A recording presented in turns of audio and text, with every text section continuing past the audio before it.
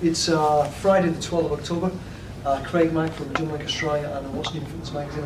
I'm here with Paul Byrne, the Global President of Precor. Paul, right. Lovely to meet you. Love you to meet you. We're here today at the launch of Preva Net in Hilton, in Pitt Street in Sydney, where the first installation is just downstairs at the Living Well Health Club here as part of the Hilton. Paul, look, first of all, wanted to thank you for your time, because I know you're a very busy man over the next couple of days especially.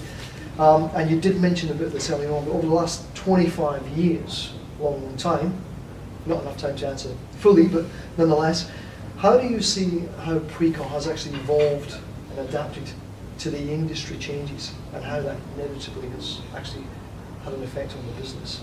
How much time do we have to talk about 25 years? 90 seconds. Okay. Look, I mean, you did cover some of this earlier on. Yeah. Well, I think there are a couple of sort of salient factors. I think one is that we've done a reasonable job tracking the baby boom that really started this industry.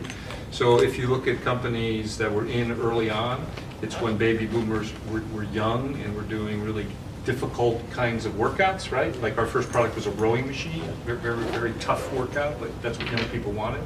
I think that's why Stairmaster did so well in those years. People wanted, I think they called it the workout of your life, right?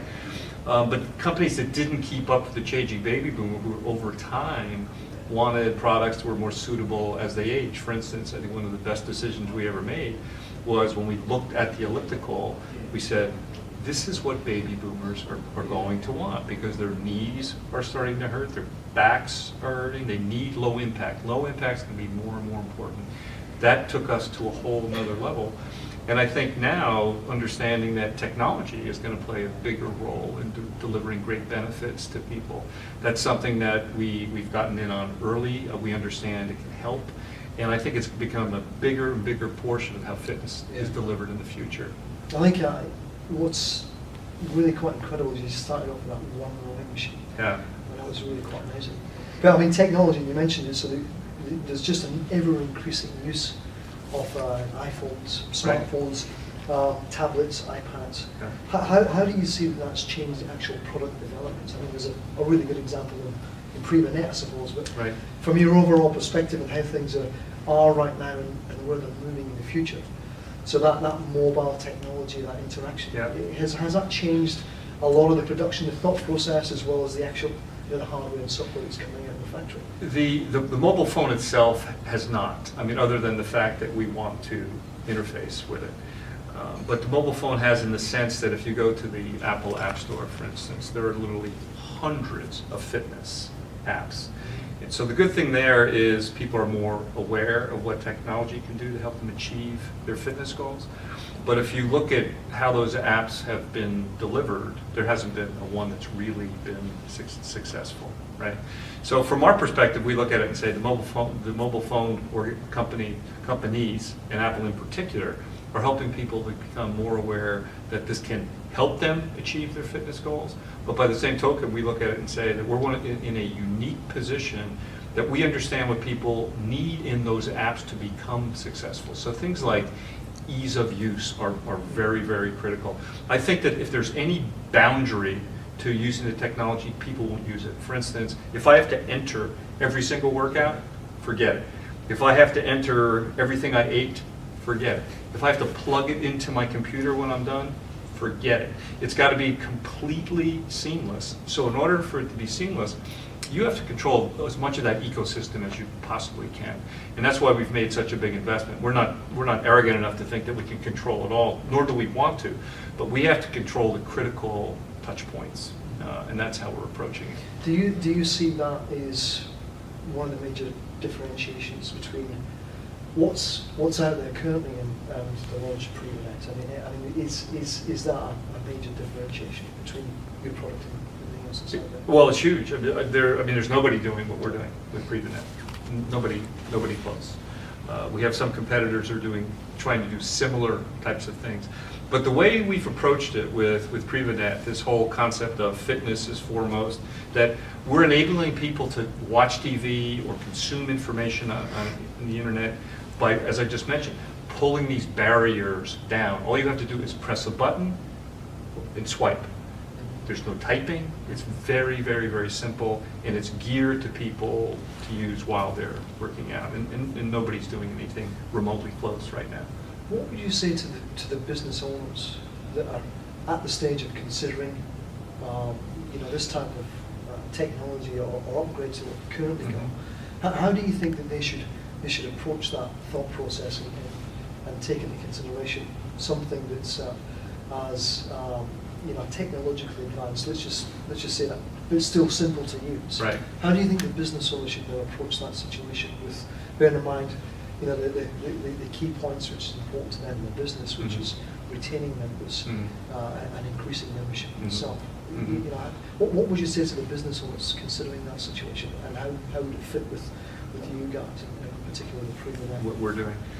Well, I think first thing I tell them to do is learn as much as they could possibly learn. Do a ton of homework, because technology as an enabler of not only the fitness industry businesses, club owners, but all businesses is here to stay.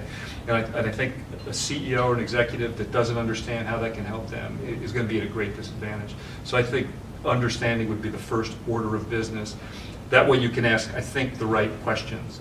But if you look at the reason we got into this in the first place, as I said earlier in my talk, I don't think we've delivered what people really want when they walk in a club. They walk into a club because they have a dream, and that dream is, I want to lose weight, I want to play with my kids, I want to ski better, I want to golf better. It's something like that. They didn't just walk into the club for the hell of it. And what ended up happening is they get in there and they don't know what to do. They really don't know what to do. They hit quick start and they do the same thing every day. Now, if they're lucky enough to have a personal trainer and they can afford it, maybe they can reach their goals.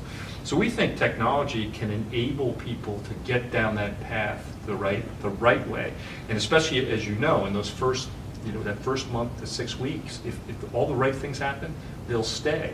So that would be the message to the club owner. If we do this right together, we're going to increase retention. That's the number one thing. And the goal at Precor is to increase retention and make the pie bigger. Because if you look in most countries, the percentage of people that work out today, it's the same as it was 10 years ago. So if we can take it from whatever it is, let's say it's 14% to 18 or 20%, those are all new customers for everybody, right? And plus we're doing something positive, right? So that's how I think technology enters into the equation. So that it's really that end user experience, isn't it? Yeah. That's what gets people Exactly. To not only enjoy the workouts but come back time and Time again. That's Yeah. I suppose from a club operator myself, it's that engagement that you've got with your members, which I suppose would probably give you that competitive edge. And spending the last 3-4 hours here listening to you guys about the new product, the Preva Net, and what it can give you business, the opportunity for the club, the owner, the operators to turn it into a cost center as well, which is that's music to their ears. Yeah. Not only have they got this technology, which is engaging and a great experience for the users, it's giving the club just a little bit of an edge, and right down to the maintenance and the servicing of the equipment. Right. It's quite fantastic. And so we've tried to look at that from every angle. I mean, if you look at the end user angle, what do people do when they walk into a club? They usually do one of 3 things, right? They listen to music, they watch TV, or they read. That's usually it. And they'd like an underlying program that's going to get them to where they want to be, but they want some level of distraction. So technology enables you to do all 3 of those things really, really well, right? Better than any other product that's ever been out there. But with Preva Net, the beautiful thing, as you just alluded to, is there's a whole suite of capabilities in terms of monitoring what's going on with the product behind the scenes to help the club owner invest in his assets more wisely, be able maybe to deliver messages to improve his bottom line, get additional ancillary revenue. If you're so inclined, you may want to do some advertising to those people. So it opens up a whole new world of revenue generating possibilities as well to the club owner. So there's never been a kind of a suite of products before that's been able to do this. Yeah, it's fantastic. Yeah. I've really enjoyed it. Speak to your local Precor representative for more information about the Precor Net. It's been a pleasure, and again, Thank you for your time. Thank you. It's been a pleasure. Thank you you. very much.